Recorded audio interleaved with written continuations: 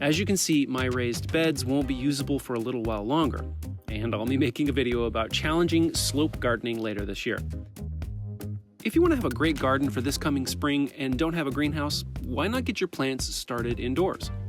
I'll show you how I do it. And there'll be links to everything I bought in the description. Now obviously plants need light, heat, nutrients, and water.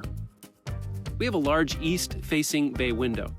Now ideally, you will use a window that is pointed toward the sun all day, but this is the only spot that I have that would hold the amount of seedling trays that I need.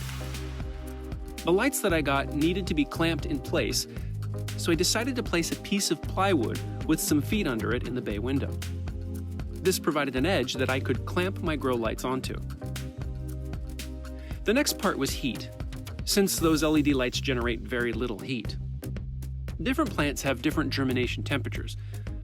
Plants like brassicas or spinach and lettuce have relatively cool germination temperatures, whereas tomatoes, peppers, beans, etc., it needs to be a little warmer. Thermostatic heat mats were invented for just this situation. By means of a tiny probe in the soil, the heated mat will be able to determine the right amount of heat to keep your seeds at just the right temperature to help them germinate. These mats come in many different shapes and sizes, and you should have no problem finding one to fit your space. I should also mention that the plywood is there to help prevent the heat from damaging the finish on the windowsill. Next, you need soil and water.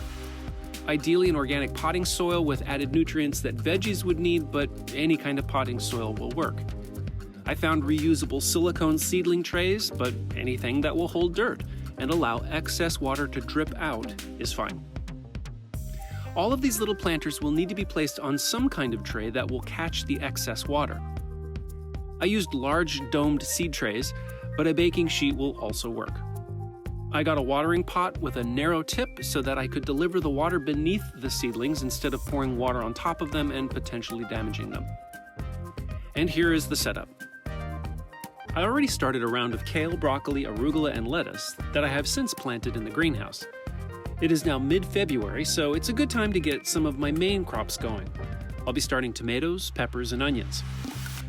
I'll get the beans, squash, cucumbers, zucchini, stuff like that, going in another month or so.